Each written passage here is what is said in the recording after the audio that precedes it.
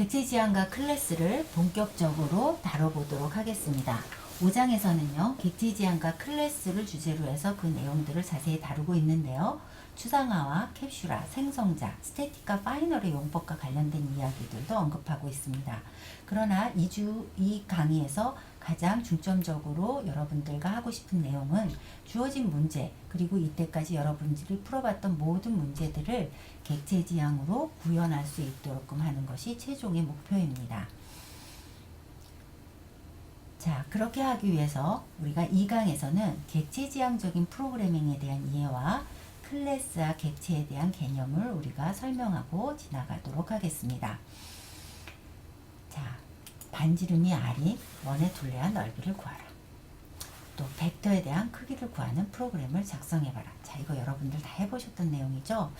자, 그런데 우리가 어떻게 했냐면 서클이라는 클래스 내에 메인이라는 프로그램 안에서 반지름 R의 값을 입력받아서 그 넓이와 둘레를 구한 후에 그 결과값을 출력한 모든 프로그램을 여기다 작성했죠. 벡터를 해도 마찬가지로 여러분들이 벡터 변수를 두고 그것에 대해서 크기를 구하는 어떤 일을 한 뒤에 그 결과값을 찍어보는 작업을 하셨죠. 자, 이때까지 여러분들이 자바 문법을 배웠지만 자바다운 프로그램을 한 번도 해본 적이 없다는 거예요. 그러면 자, 이제부터 우리가 어떻게 프로그램 해야 될까 하는 문제인데, 자, 이런 문제가 들어오면 반지름이 R인 원의 둘레와 넓이를 구하는 프로그램, 그래, 반지름이 R인 원 클래스는 어떻게 만들어야 돼? 벡터에 대한 크기를 구하는 프로그램을 작성하라고. 자, 그러면 벡터라는 클래스는 어떻게 작성해야 되지? 벡터 클래스 뭐가 중요해? 이거를 우리가 꼭 외워야 되는 것 중에 하나입니다. 뭐가 중요해?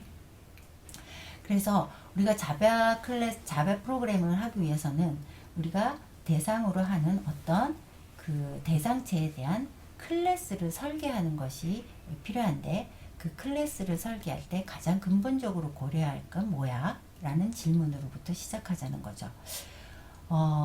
그래서 클래스를 설계할 때 사용할 체크리스트를 만든다면 어떤 내용을 포함시키는 게 좋을까? 뭐 이런 고민들을 해보셔야 한다는 거죠. 다 비슷한 내용입니다.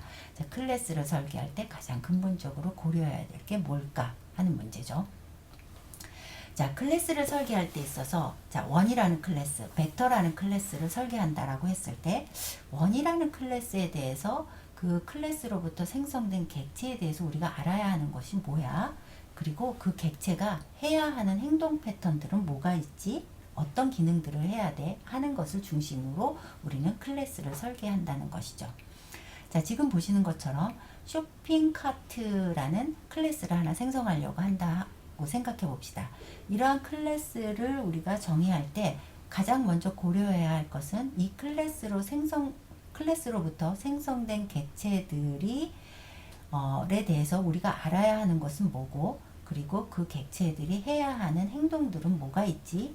해야 하는 것은 뭐야? 라는 질문에 대해서 추상화시키는 작업을 통해서 꼭 필요한 행동들과 알아야 하는 속성 정보들로 나누어서 클래스를 설계하시면 된다는 것이죠. 쇼핑카트는 어떨까요?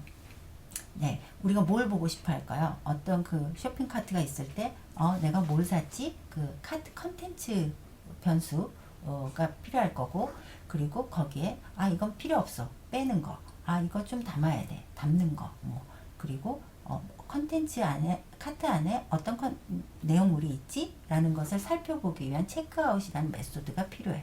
이런 방식으로 설계를 한다는 거죠. 자, 그럼 원은 여러분들 어떻게 설계하고 싶으세요? 여기다 원을 한번 설계해 본다면 원에 대해서 알아야 하는 것과 원의 객체에 대해서 우리가 해야 하는 것은 뭘로 정의할 수 있을까? 여러분들 한번 정의해 보실 수가 있을까요?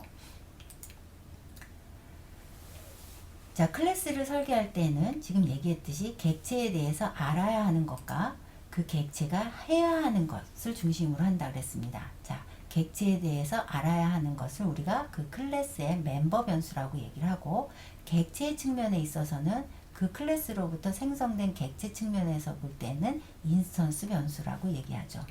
그 객체가 해야 하는 어떤 행동들을 우리가 메소드로 정의하게 되죠. 자, 지금 과 같은 내용입니다. 송이라는 클래스를 설계한다면 그 송에 대한 타이틀과 아티스트가 누구냐 하는 것이 중요한 속성 정보가 될 거고, 또 필요로 하는 것은 셋 타이틀, 셋 아티스트, 플레이 같은 기능들이 필요할 거야. 이렇게 설계하실 수 있다는 거죠. 자, 아는 것과 하는 것으로 나누어서 클래스를 설계한다, 이런 얘기입니다. 이렇게 만들어진 하나의 클래스로부터 우리는 여러 개의 객체들을 만들어낼 수 있습니다. 그러면 그때마다 이 각각의 객체들은 어떤가요? 이 하나의 도그라는 클래스로부터 생성된 객체들은 각각 사이즈도 다르고 브리드도 다르고 네임도 다릅니다. 이와 같이 각각의 객체들은 서로 다른 속성 정보를 가질 수가 있죠. 인스턴스 변수값이 서로 다를 수가 있죠. 그럼으로써 모든 객체들이 특성을 갖게 되는 것입니다. 그러나 이런 객체들은 뭐로부터 생성되나요? 클래스, 도구라는 클래스로부터 생성되는 것이죠. 자, 이제 우리가 프로그램을 객체 지향으로 한다라는 얘기는 클래스를 설계할 때 있어서 제일 먼저 고려해야 될 상황인 아는 것과 하는 것 중심으로 설명하고, 메인 프로그램에서는 이제 벗어나도록 해라라는 것입니다. 메인 메소드의 용도는 오로지 실제 클래스를 클래스로부터 객체를 생성하고 하는 작업을 하고 자바 어플리케이션을 시작하는 용도로만 사용하시면 됩니다. 자, 그러면 이제 시작을 한번 해보겠습니다.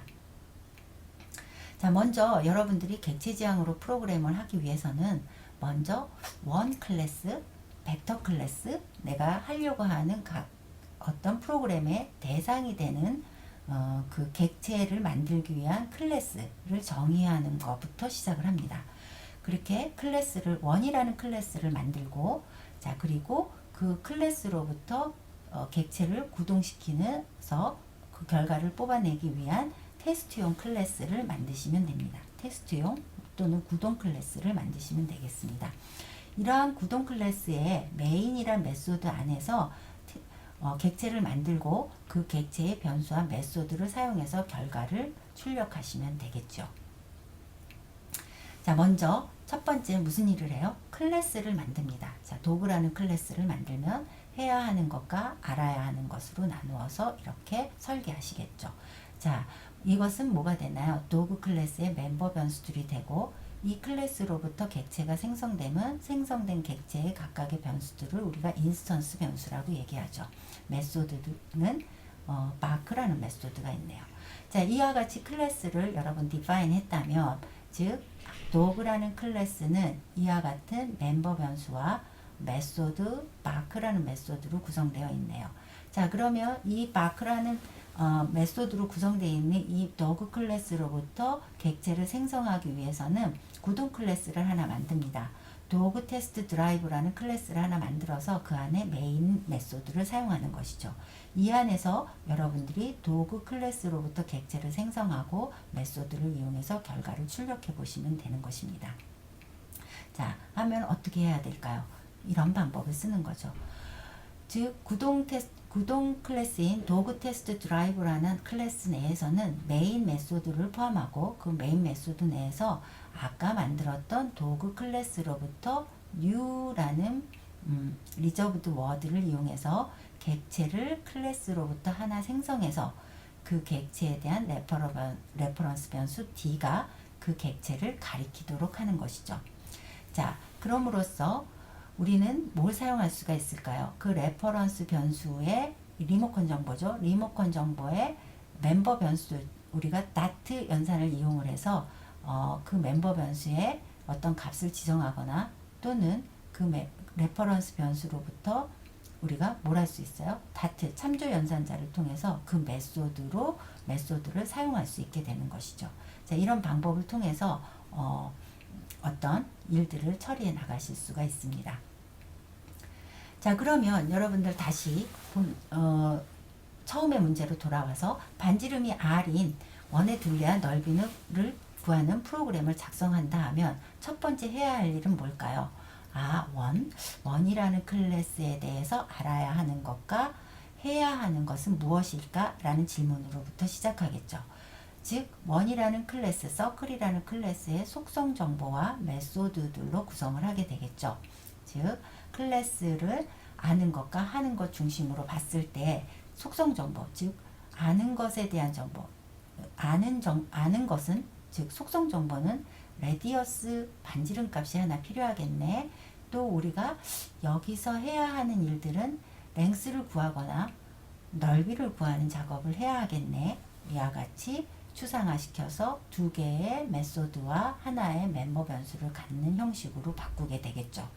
자, 그러면 어떻게 될까요? 그리고 난 뒤에는 이렇게 만들어진 클래스로부터 객체를 생성해서 무엇인가 값을 찍어내는 구동 클래스를 만들어야 되겠죠. 자, 그래서 반지름이 3인 서클의 객체와 반지름이 5인 서클 객체를 각각 생성해서 각각의 객체들의 둘레와 넓이를 구하는 프로그램을 작성하도록 하겠다라고 하면 그건 어디다 작성을 하시면 돼요? 그 서클이라는 클래스를 로부터 객체를 생성해서 뭔가를 하는 것을 할 수 있는 하나의 구동 클래스를 만드시면 되겠죠. 여기서는 그 구동 클래스의 이름을 서클 드라이브라고 했습니다. 자, 이 안에다 여러분들 메인 메소드를 포함하게 되겠고, 이 메인 메소드 안에 이러한 작업들을 여러분들 하시면 되겠죠. 자, 좀 더 자세히 살펴보겠습니다. 자, 여기까지 이해되시죠? 자, 클래스라는 객체를 하나 서클이라는 클래스를 하나 생성했고, 거기에서 우리가 속성 정보는 레디어스가 되고, 두 개의 해야 하는 메소드는 get length와 get area. 아래 들어가 있죠.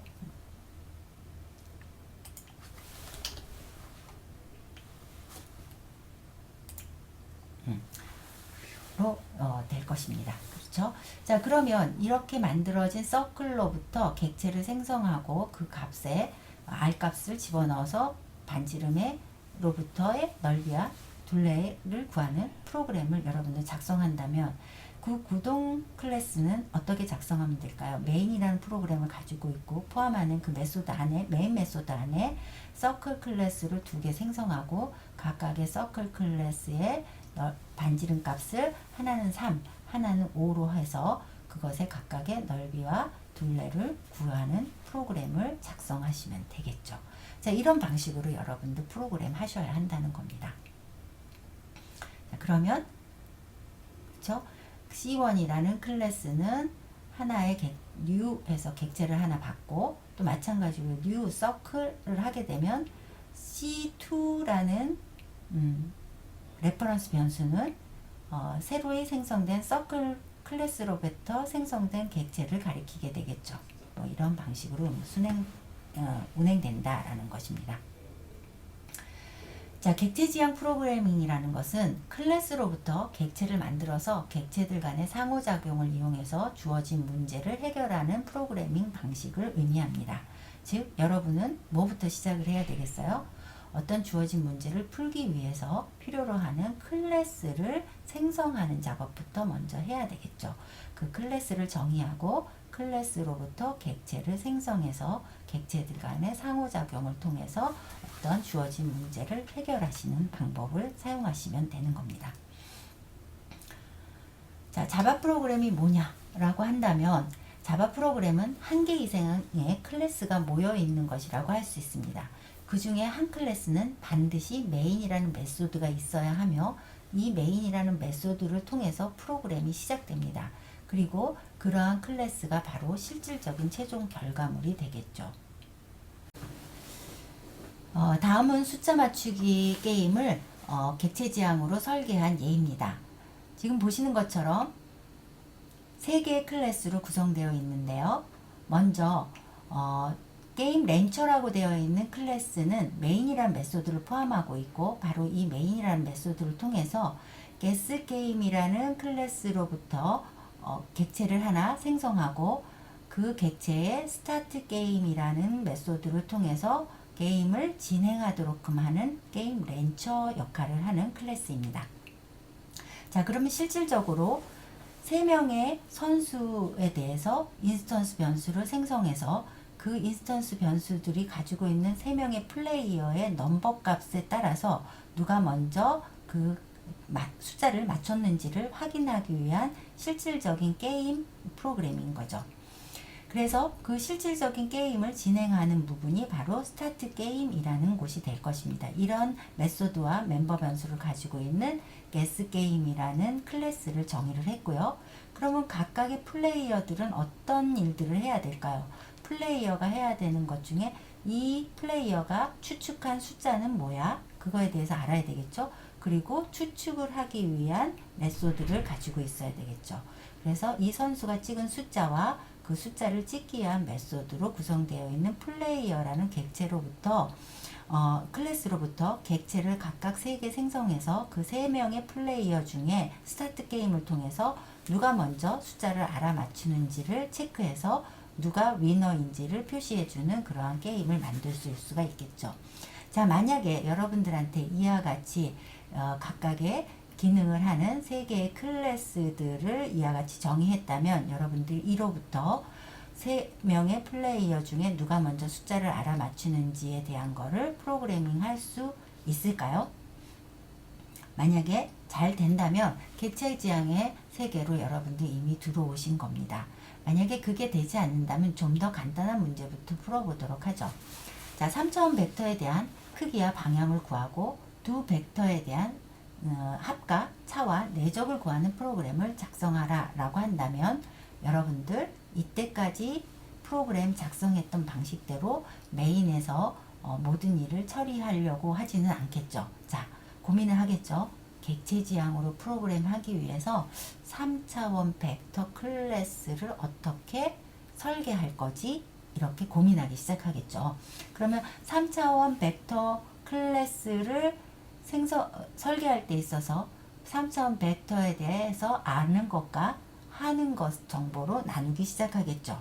자, 메소드와 속성 정보를 각각 뭘로 할 것이냐 하는 문제를 여러분들이 아마 고민할 것이고 그로부터 벡터 클래스를 설계할 것입니다.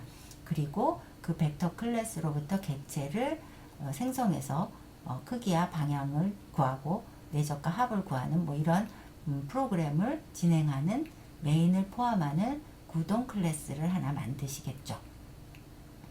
자, 이런 작업을 여러분들 해서 프로그램 할 수 있는지 한번 여러분들 먼저 체크해 보시기 바랍니다.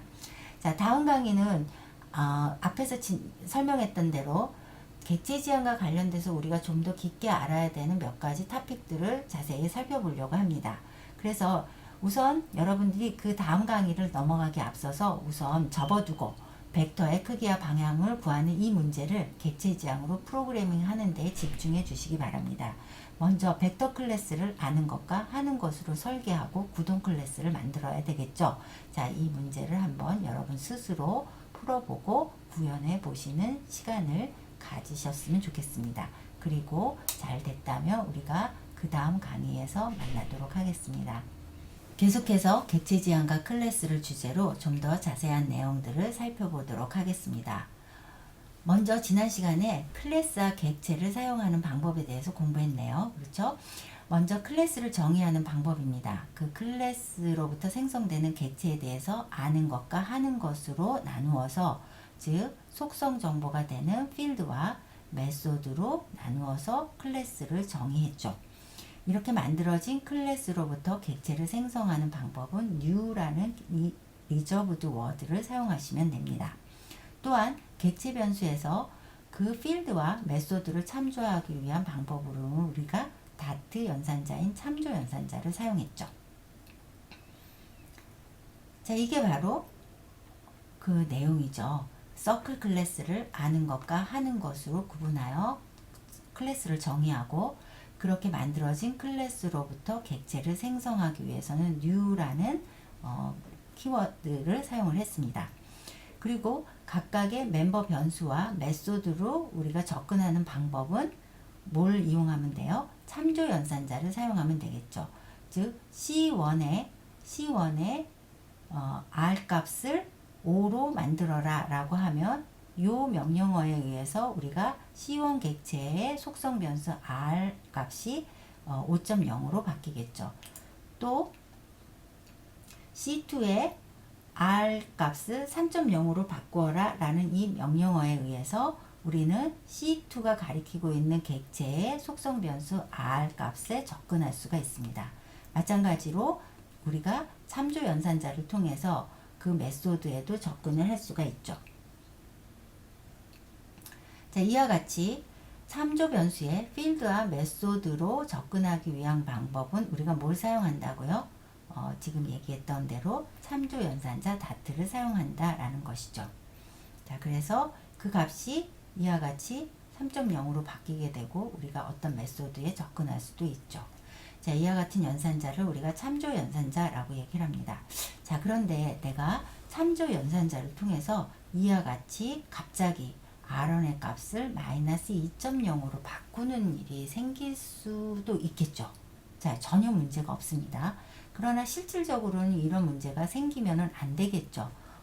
반지름의 값이 마이너스 값이다? 이런 건 있을 수 없겠죠. 자, 그래서 우리가 이와 같이 서클 클래스의 외부인 다른 서클 드라이브라는 클래스에서 맘대로 서클 클래스의 속성 변수 값들을 접근하지 못하도록 그렇게 할 수 있습니다. 그런 일을 해야 하는데, 자, 객체의 속성 값을 맘대로 다른 클래스에서 바꾸면 어떻게 돼요? 이상한 일이 벌어지게 되겠죠. 자, 이런 문제를 해결하기 위해서는 클래스 외부에서 마음대로 어떤 속성 변수의 값을 접근하지 못하도록 해야 되는데, 이와 같은 작업을 우리가 캡슐화라고 얘기를 합니다. 자, 캡슐화는 정리를 해보면 객체와 객체 간의 의사소통을 위한 정보만을 노출하고 그 내부에 감춰져야 되는 것들은 보여지지 않도록끔 하는 거죠.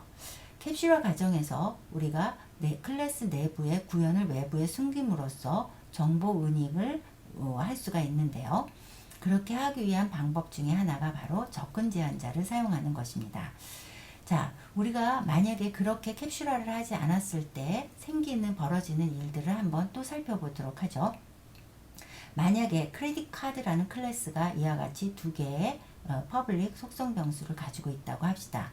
이와 같은 필드의 값에 내가 갑자기 C1에 크레딧 카드를 하나 생성해서 그 크레딧 레퍼런스 변수 C1의 오너 값을 유재석에서 강호동으로 막 바꾼다고 합시다. 카드의 오너가 바뀌게 되는 아주 이상한 현상이 벌어지겠죠. 굉장히 위험한 현상이 벌어지는 거죠.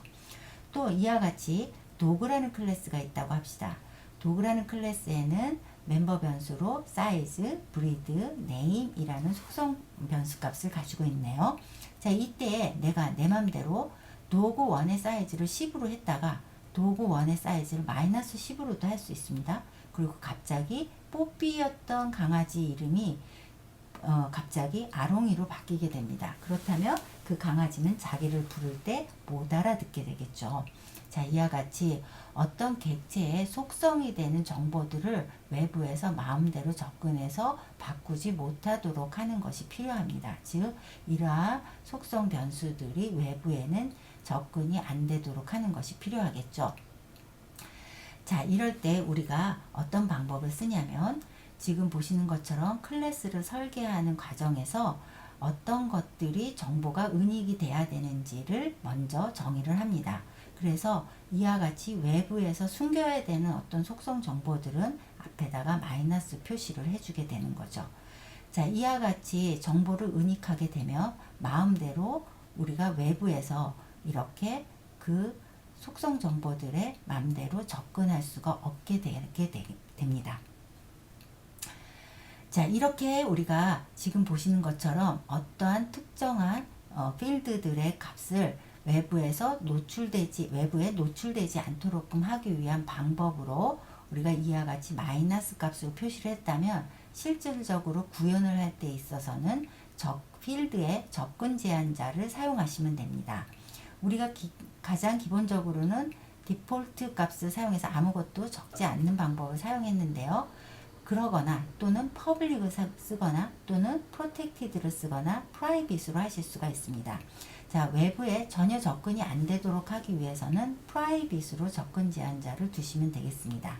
나머지 접근 제한자의 각각의 용법과 범위는 우리가 나중에 한번 같이 정리를 하는 시간을 갖도록 하겠습니다. 우선 우리가 어떤 필드에 접근을 우리가 제한하고 싶을 때에는 외부에서 보이지 않도록 정보를 은닉하고 싶을 때에는 퍼블릭이 아니라 프라이빗으로 그 접근 제한자를 제한하시면 되겠습니다. 자, 지금 보시는 것처럼 이와 같은 정보들이 외부에 보이지 않았으면 좋겠다라고 할 때에는 그 값을 프라이빗으로 정의하시면 되겠죠. 자, 그렇게 되면 이와 같이 마음대로 사이즈 값이나 네임 값을 외부에서 접근할 수가 없습니다. 자, 그런데 그럼에도 불구하고 사이즈 값을 내가 설정하고 싶을 때가 있겠죠. 또 사이즈가 얼마인지 보고 싶을 때가 있겠죠. 그럴 때는 반드시 세터 메소드와 게터 메소드를 통해서만 그 값을 지정하거나 반환할 수 있도록끔 하실 수 있습니다. 자, 지금 보시는 것처럼 사이즈라는 속성 변수가 프라이빗으로 되어 있을 때 그 값을 우리가 설정하거나 또는 보고 싶다면 세터 메소드와 게터 메소드를 이와 같이 여러분들이 같이 메소드로 정의해서 집어넣어 주시면 됩니다. 그러면 setSize라는 함수를 통해서 사이즈 변수 값을 바꿀 수 있게 되겠죠. 그래서 여기 보시는 것처럼 D1의 setSize라는 메소드만을 통해서 10이라는 값을 바꿔오면 그 값의 사이즈 값을 속성 변수의 사이즈 값으로 바꿔주는 작업을 해주시면 되는 거죠. 자, 이때 우리가 뭘 할 수가 있냐면 뽀삐의 사이즈가 마이너스 10이 되는 것을 우리가 막을 수도 있겠죠. 어떻게? 들어오는 n값이 0보다 크거나 같을 때에만 이 속성 변수인 사이즈의 값을 n값으로 지정해주고, 그렇지 않으면 사이즈의 값을 1로 그냥 디폴트 값으로 주겠다라고 하는 방식을 통해서 위험한 형태의 속성 값을 갖지 않도록 우리가 할 수도 있습니다.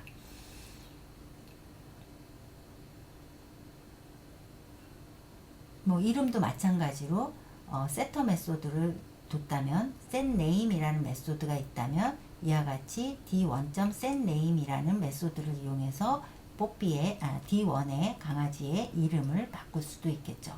이와 같이 어떤 정보가 은닉되어 있는 변수들에 대해서 그 값을 지정하거나 그 값을 반환하고자 할 때 사용하는 메소드인 getter 메소드와 setter 메소드를 같이 제공하시는 것이 좋습니다. 필요한 경우에는요. 자, 여기서 보시면 서클이라는 클래스에서 R 값을 맘대로 바꾸지 못하도록 하기 위해서 프라이빗으로 지정했습니다. 그렇다면 여기에도 마찬가지로 세터 메소드와 게터 메소드를 주는 것이 좋겠죠. 그래서 만약에 정보를 은닉한 R 값에 대한 세터 메소드와 게터 메소드를 여러분들이 정의하고 싶다면 여기에 이와 같은 방법으로 정의를 해주시면 되겠죠. 자, 세터 메소드는 들어오는 R 값을 봐서 그 R 값이 0보다 작으면은 양의 실수여야 한다라는 메시지를 주고 세팅을 하지 말고, 그렇지 않을 때에는 이 R을 아래값으로, 지금 들어온 아래값으로 바꿔라, 이렇게 얘기를 할 겁니다. 자, 그러면 여러분이 여기서 이 R은 누구고 이 R은 누구야 라고 하겠죠. 자, 이 R은 지금 인수값으로 인자값으로 들어온 R을 의미하고요. 이 R은 누굴까요? 그렇죠. 이것의 속성 변수인 R 값을 의미하겠죠.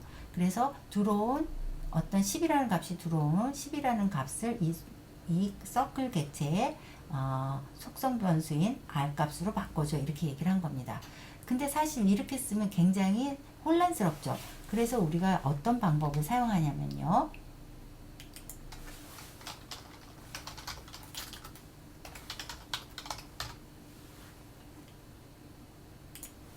여기에 this라는 용법을 사용합니다. 어떤 방식으로요? 예, this에 지금 현재 객체의 R 값, 속성 정보를 지금 들어온 임의의 인자값 R 값으로 바꿔줘, 이렇게 얘기하는 것입니다. 그러면 좀 더 명확해지겠죠? 이것은 인자값으로 들어온 변수이고 이것은 객체의 속성 변수가 되겠죠. 자, 이렇게 명확하게 적어주시면 되겠습니다. 자, 이와 같이 세터 메소드를 통해서 인밸리드한 어떤 값이 들어오는 것을 막을 수도 있겠죠. 그리고 또한 외부에서 이 값이 보이지 않지만 어쨌든 안전한 방식으로 외부에서 그 값을 지정할 수 있는 방법을 제공하고 있는 것이죠. 또 반대로 게터 메소드를 통해서 우리가 외부에서 R 값을 알고자 할 때는 반드시 그냥 참조 연산자가 아닌 게터 메소드, get radius라는 메소드를 통해서 그 값을 받아오도록끔 하는 방법을 쓸 수도 있습니다. 자, 그러면 우리가 만약에 서클 드라이브라는 클래스에서 서클을 하나 만들어서 그 서클 레퍼런스 변수 C1에 R 값을 3.0으로 하라라는 거는 될 수 있을까요? 없을까요? 이제는 안 되겠죠. 자, 그럼 이제 뭘 쓰면 될까요? 그렇죠. C1에 뭐를 쓰면 될까요? set radius -2 이런 값을 쓰시면 됩니다. 그러면 마이너스 값이 들어오면 양의 실수여야 해요 라는 값을 찍고 그 R 값을 마이너스로 바꾸지 않겠죠. 그죠? 그리고 만약에 3이라는 값이 들어오면 3이라는 값을 그 객체의 속성 변수 값으로 바꾸게 되겠죠. 자, 이해가 되셨나요? 자, 이것은 여러분 책에 나와 있는 예제를 중심으로 세터 메소드와 게터 메소드를 사용한 예제를 하나 여러분들 보여주고 있습니다. 그 책의 교재에 있는 내용들도 자세하게 읽어보시면서 못다한 이야기들 그리고 이해가 안 되는 부분들 여러분들 정리해 주시면 좋겠습니다. 자, 이클립스에서 우리가 세터 메소드와 게터 메소드를 자동으로 생성할 수 있는 방법이 있는데요. 책에 나와 있는 내용을 참조하셔서 세터 메소드와 게터 메소드를 여러분들이 일일이 만들지 않고 필요한 정보가 은닉되어 있는 어떤 속성들에 대해 필요한 게터 메소드와 세터 메소드가 있다면 그것을 자동으로 생성하는 방법을 사용하셔도 좋겠습니다. 사용하는 방법은 소스에 generate, getter and setters라는 메뉴를 이용해서 만드시면 되겠습니다. 자, 우리가 앞에서 속성 정보, 필드에 대한 접근 제한자가 있을 수 있다라고 얘기를 했죠. 마찬가지로 어떤 클래스에 대한 메소드에 대해서도 우리가 접근 지정자를 줄 수가 있습니다. 마찬가지로 public, protected, 그리고 private, 또 디폴트 값이 있을 수 있습니다. 이러한 접근 지정자를 사용하실 수가 있는데요. 어떤 메소드를 외부에서는 보이지 않도록 할 때에는 우리가 뭘 사용하면 될까요? 프라이빗을 사용하시면 되겠죠.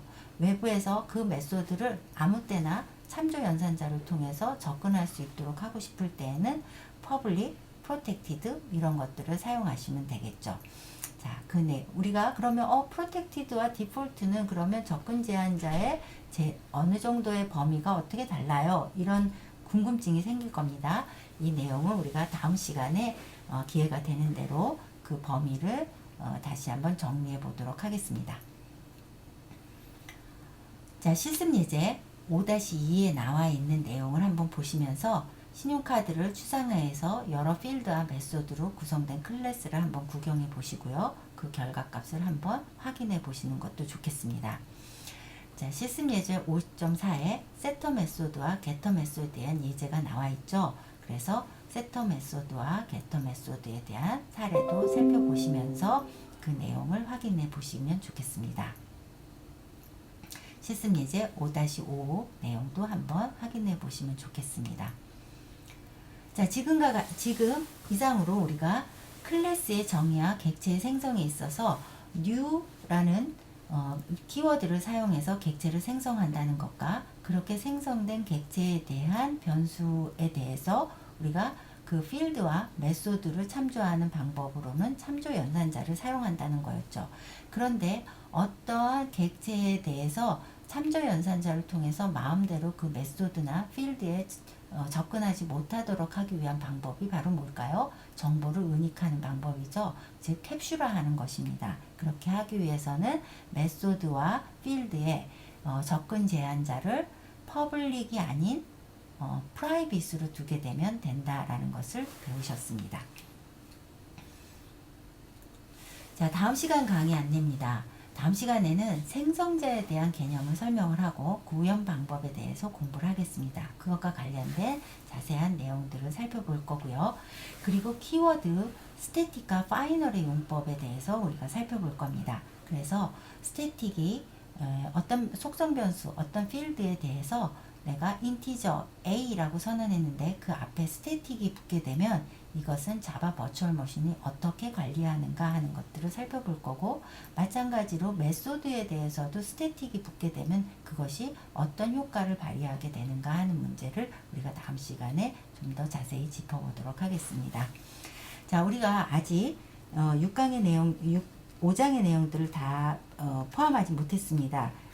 그 내용 이상으로 우리가 강의를 하게 되면 여러분들이 조금 지루해할 것 같아서 오늘 여기까지만 정리를 하고요. 다음 시간에 생성자와 키워드 스태틱과 파이널에 대한 얘기를 할 테니까 조금 궁금하신 분들은 먼저 책의 내용을 살펴봐 주시고 다음 시간 강의에 임해 주시면 되겠습니다.